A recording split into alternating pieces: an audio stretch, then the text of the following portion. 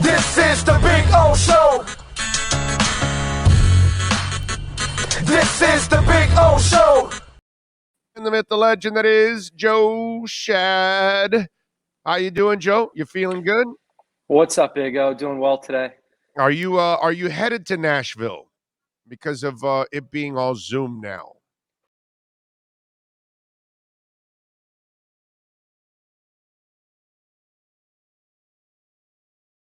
No, I decided to stay behind. I'm kind of glad when you look at the number of flights that have been canceled, Yeah, and when you look at the fact that it's going to be a low of 26 degrees or so that's with right. a chance of snow. Like I don't need all that.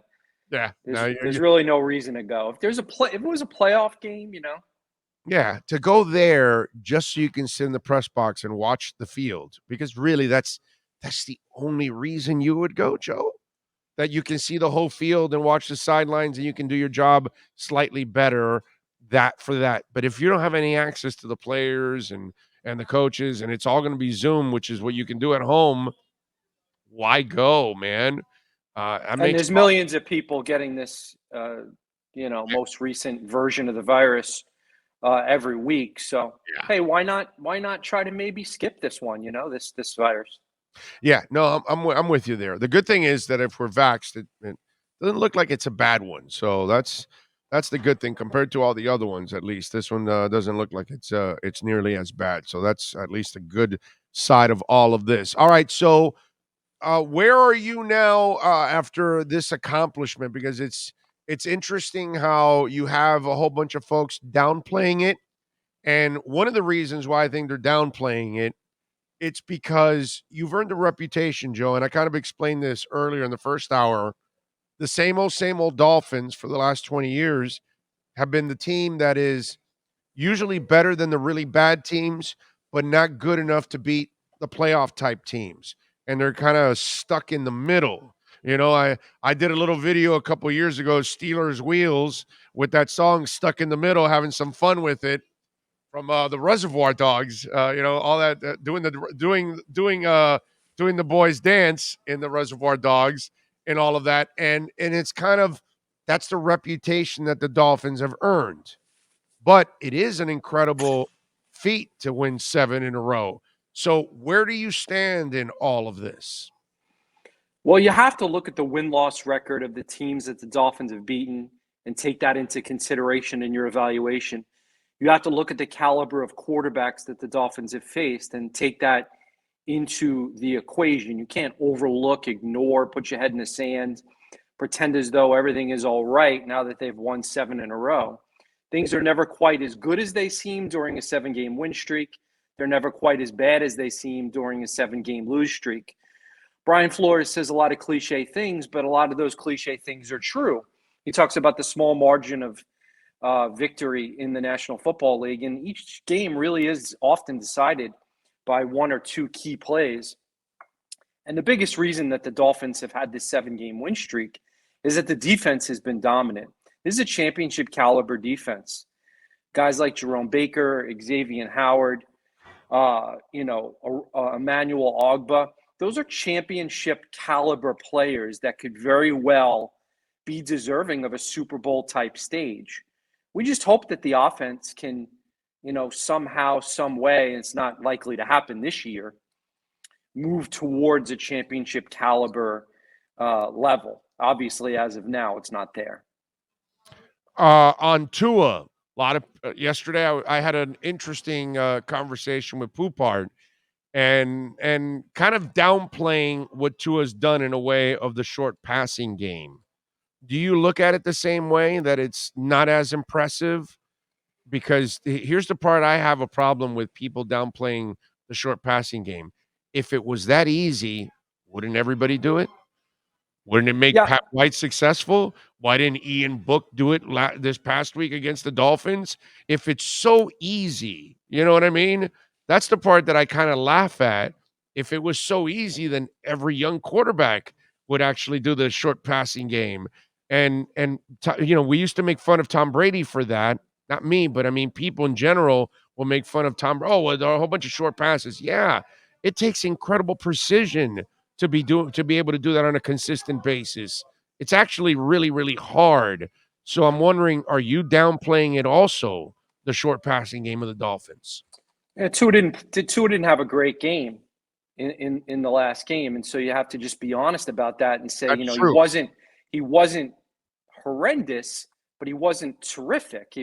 No. He had a few bad balls and caught I'm a talking about couple of overall. I'm breaks. talking about the Yeah, no, I 7 know, games. but I'm talking about 7 games.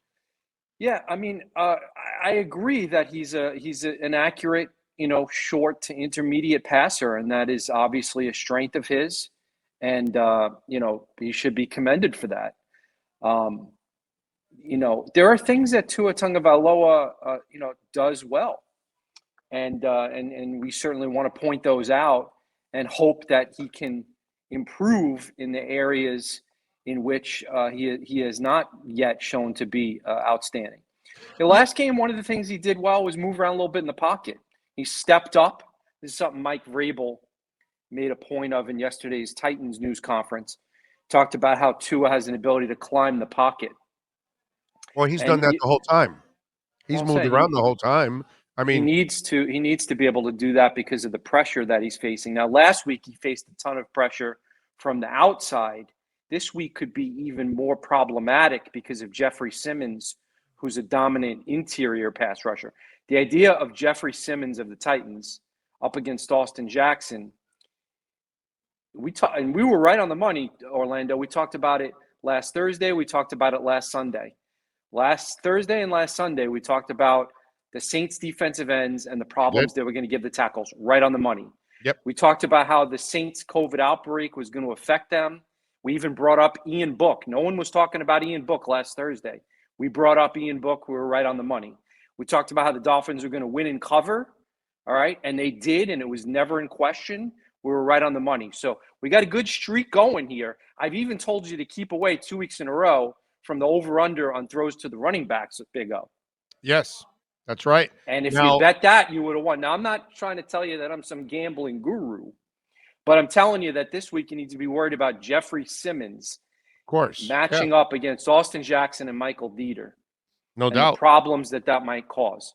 But going He's back the to the biggest Tua problem. thing, on moving around, do you know where he stands on sacks in the NFL? Well, he's done well in terms of sack percentage, yeah. 32nd in the NFL with 15 sacks. You know who's 31, by the way? Who's that? Jabroni Brisket with 19, who's played a lot less. Burrow is number 1 in the NFL in being sacked at 47. Tannehill is number 2 at 45. Okay, and Now I know you hate Ryan Tannehill. no, I But don't hate him. I no. just think he's average at best, and he's nothing. I don't think he's anything special. Never But have. He's a the problem fantastic young man, but he ain't jack shit of a quarterback. well, Am I first clear of on all, that? he led the Tennessee Titans to the AFC Championship game. No, Derrick Henry led them to the AFC Championship game. If he was anything that could lead anything, he would have done a lot while Derrick Henry's out. And he's been the best quarterback the Dolphins will face in an 8-game stretch other than Lamar Jackson. You call Lamar Jackson a quarterback? That's a loose term to call Lamar Jackson a guy that isn't a passer as a quarterback. By the way, Lamar Jackson, who has played in less games, is actually number 3 in sacks at 38 because Lamar Jackson and Ryan Tannehill have no pocket presence whatsoever. But my point is, and when you were talking about Tua moving around, and I told you he's been doing it throughout the entire thing, to be with only 15 sacks behind that line, Joe, and to be 32nd in the NFL, I ask you, you put Ryan Tannehill behind this line. Do you think he only has 47 sacks, or does he have a lot more? One of the criticisms of Ryan Tannehill as a Dolphin, and I only covered the last 3 years of his tenure, was that he was a little bit robotic, a little bit paint by numbers, didn't necessarily have the instincts, the feel for the game. I will give Tua Tagovailoa an edge in that area, having been a quarterback all his life, unlike Ryan Tannehill. He has a good sense for the game. Now, we have to be fair and point out that one of the reasons he's been able to limit the sacks is because he throws the ball and gets rid of it faster than almost anybody. This is part of the Dolphins' strategy and plan. They don't think that he can hold the ball. In an ideal offense, Well, you can hold them. Well, no. They're doing the smart thing, right, Joe? Let's in not an phrase. ideal, You're phrasing it like they choose to do this because that's the way they want to do this. No, they choose to do this because they have no choice but to do it like this because he has no time to hold on to the ball. Correct? yeah, that's a key Okay, good. factor. No, But you didn't also, phrase it that way. You didn't well, phrase it that way. I'll choose to phrase it the way I choose since it's my voice. But it's So wrong. But it's wrong. Then it's wrong. no, Tua It's wrong. Tagovailoa, the Dolphins, no matter, even if they have 5 Pro Bowl offensive linemen, the Dolphins are likely to go with a quick passing, short passing attack because that's Tua's strength. Really? Is that what they did in Alabama when he had a line? It was all short and he never went long? Is that what you saw in Alabama? Because that's not what I saw. There's When a he lot had a of real factors. line and a real running game, yeah, he could do the short and he did the long ball all the time in Alabama. I mean, this is the same conversation I just had with Omar about Mac Jones. Mac Jones is in a box by choice of Bill Belichick. Tua's in a box because he has no choice because he has a terrible offensive line and no running game. So he has no choice to play this So, game I understand that the Dolphins don't have an elite running back. And or I line. understand that the Dolphins have one of the worst performing offensive lines in the NFL. Does it not resonate with you at all that for 7 years, many Dolphins fans and observers made excuses for Ryan Tannehill? Well, if he only had better play calling, if he only had better offensive linemen, if he only had better playmakers. Do you see any parallel in the excuse category? Oh, there's some parallels. The only difference is this guy's a real quarterback that I watched in college actually play the position the right way and win a national title, where the guy that you were just talking about that is in Tennessee is limited as a passer, doesn't have an understanding of playing the position the same way this young man does because he's not naturally a quarterback. He's a lot like Lamar Jackson. They're athletes trying to play the quarterback position. So they have to kind of force the instincts. They don't have the natural instincts. Tua has the natural instincts. Joe Burrow has the natural instincts. Justin Herbert has the natural instincts. These guys play the quarterback position. Tannehill and Lamar Jackson are athletes trying to adjust to being quarterbacks. That's what I see. That's why they have no pocket presence. That's why they're mechanical. That's why things don't flow with them the same way others do. That's why they're so dependent on everybody else. Whereas Tua can at least ad lib, he can overcome the deficiencies of your line at times by only taking 15 sacks. Ryan Tannehill cannot do that because he cannot read and anticipate. He has also no anticipatory skills as a thrower. Neither does Lamar Jackson. Whereas Tom Brady, Drew Brees, Tua can throw to a spot before a receiver is there. Lamar Jackson, Tannehill, Cam Newton, these kind of guys throw when the break happens. They see the break, then they throw it. These guys throw before the break. No, That's the you're difference. making Yeah, some yeah. good points No, about I'm Tua. explaining what a real Well, quarterback no, looks like well, compared okay, to an athlete. now I get to talk. Okay. So Tua Tagovailoa, you're making some good points about his strengths, and this is, of course, a fascinating game and a fascinating week because the Dolphins made a decision to move on from Ryan Tannehill, believing that he could never be a championship caliber quarterback. They gutted their organization, they tanked for Tua, they got Tua, and now the question is, do they have the right guy? Do they have the guy that it was worth burning it all to the ground for? And I will say, in having watched a lot of Ryan Tannehill and Tua Tagovailoa reps, the one thing that Tannehill has shown the ability to do a little better and a little more consistently is to throw the deep ball. He is a good deep ball thrower. Yes, that is my opinion. Orlando. That Yeah, Ryan well, Tannehill give him Derrick has Henry, and he'll throw the deep ball too, bro. right. He'll throw the deep ball too.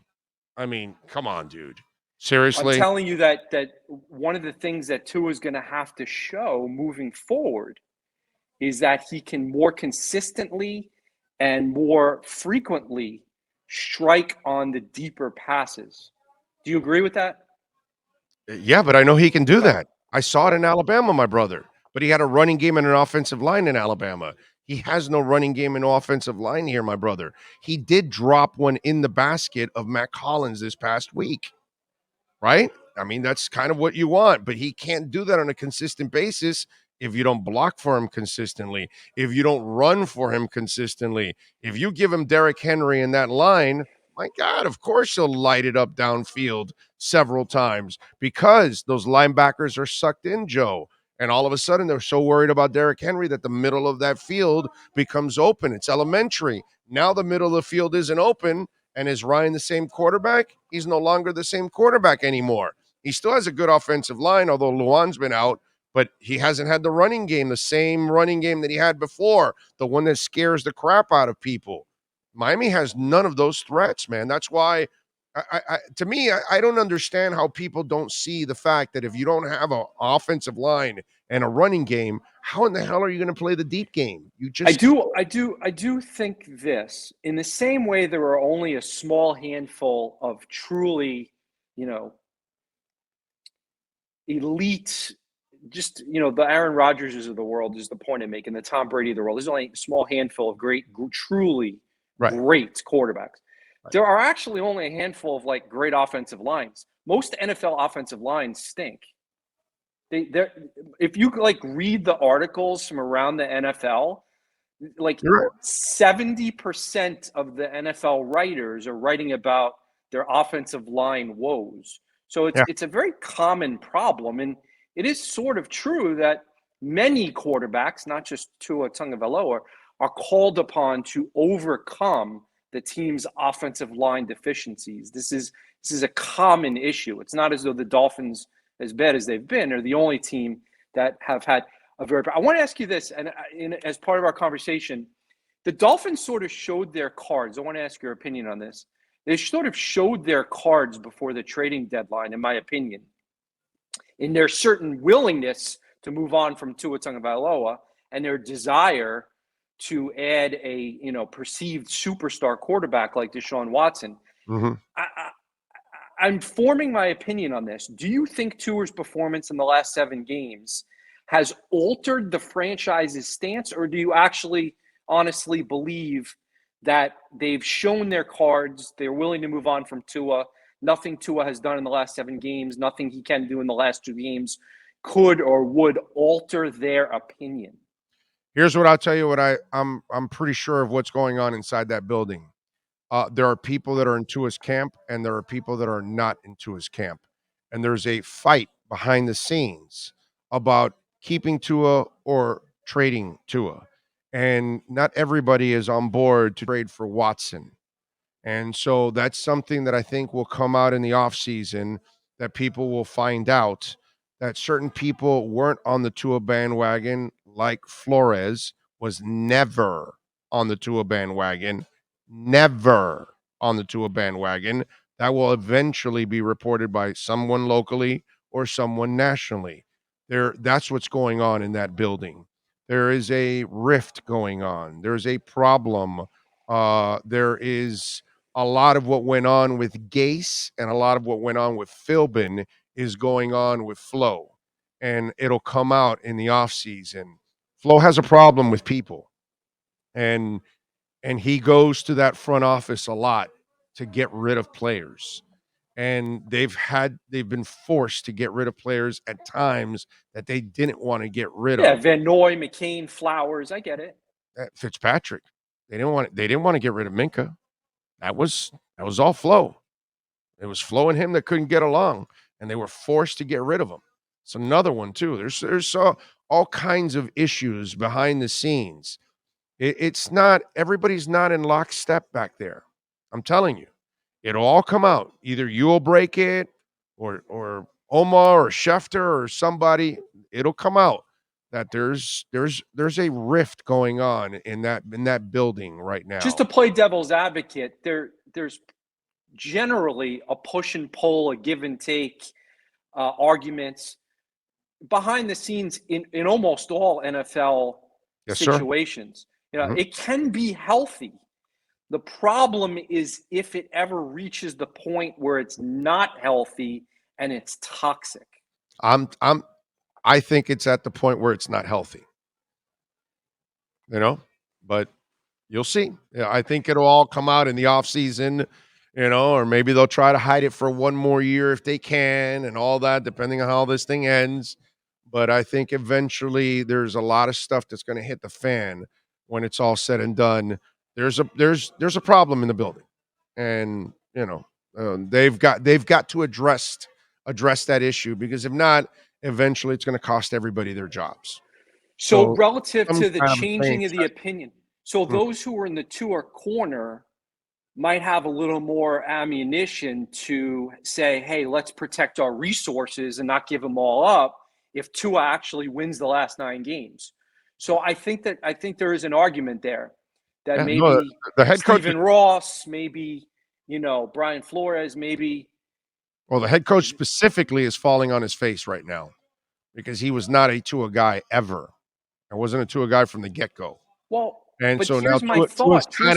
Tua's kind of made him look bad to a certain extent. That when he dissed Brissett and said, "No, stay there. We're going to go with Tua." That was a watershed moment for him. That was a watershed moment for him. In He terms really of, because he really thought he could make it work with Brissett, and that was the moment where he finally figured out, yeah, this doesn't work with this guy. It took him a while to figure that out. He really thought he could make it work with Brissett, and then he said, "No, he's healthy enough. Get him in there and keep him in there. You stay." And then I'm going to nothing. think that Brian Flores wasn't a big fan of hearing Tua say that he didn't have the mastery of the playbook that he should have. Oh, honesty? No, yeah. Well, no, not just the honesty part. The not having the mastery of the playbook that he should have was kind of a knock. I think that hurts a little bit too. And then Dude, when the OC float when the OC tells right, the head coach he's not ready, and yet he still wants to play him, you know, and that's then Flo's perception of Tua's physical limitations, if in fact they exist, size, arm strength, durability. Okay, not just Tua. Those who are skeptical of Tua will say that no matter how many games Tua wins, those are going to be concerns. yeah. Well, listen, his durability should always be a concern. That's a legitimate concern. The size, the arm, I've seen guys his size, I've seen that arm. They can succeed in this league as long as they're really smart. And I've watched it in Bob Greasy, I've watched it in Drew Brees. Hell, even Chad Pennington has his arm. He was taller, but he had his arm. He didn't Chad Pennington didn't have an arm.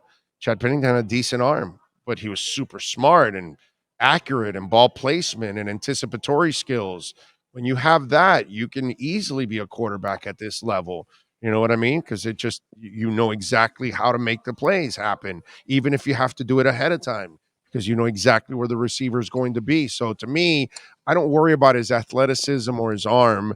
I worry only about his durability. But Joe, if they don't protect him and they don't give him a running game, he won't have a long career. Well, they've certainly invested the resources. All right, I got to roll in a minute. I just want to make sure to let you know these two things. One, And by the way, nice job by you in trying to get that question in a flow. I noticed in the press conference about the trade and all that with Tannehill. He oh he yeah, he completely avoided, like he avoids everybody's questions. Well, I'm not thinking about that now and all that kind of stuff. But the truth. it was a great try. It was a The great try. truth of the matter is, no matter who the head coach was, Ryan Tannehill was out. That was part of the deal in the Oh yeah, interview process. yeah, So it's not as though Flo is the reason Tannehill is gone. Just to be fair. yeah. Um, I don't blame that on two Flo, dude. It was time two to turn quick it. things. I do hope the Dolphins win on Sunday. I do hope the Dolphins win the final 2 games. I do hope I get to cover a playoff game. I do hope course. Tua Tagovailoa plays well. I'm writing a column on Sunday. I want to write about how, Tua appears to have turned a corner, and there's every indication he can be the franchise. I would love to do that because I think it's a great story, and I think it's great for the fans. I do need to say that I picked the Titans to win 22-21. I saw all of you in the Palm Beach Post pick the Titans to win. Even your editor, which Puglisi, yeah. Puglisi, he's a former NFL reporter. Yeah. He. So I have some concerns about the Titans defense and Jeffrey Simmons. I have some concerns about AJ Brown. There's a reason the Dolphins are an underdog in this ball game. I don't think Ryan Tannehill is the scrub that you think he is. I think he's going to play reasonably well. I think he's going to play reasonably well. That's my projection. That's my prediction. I hope I'm wrong, but I am picking the Titans to win by 1 point and end the Dolphins' playoff dreams. There you go. Follow him on Twitter at Schad Joe. Catch his work there at the Palm Beach Post. And catch him here twice a week with the AmericanDreamLending.com Miami Dolphins weekly report. Joe, thank you as always, my friend. Enjoy the game on Sunday. Take care, bud. You got it, baby. There you go. Excellent segment there with Joe.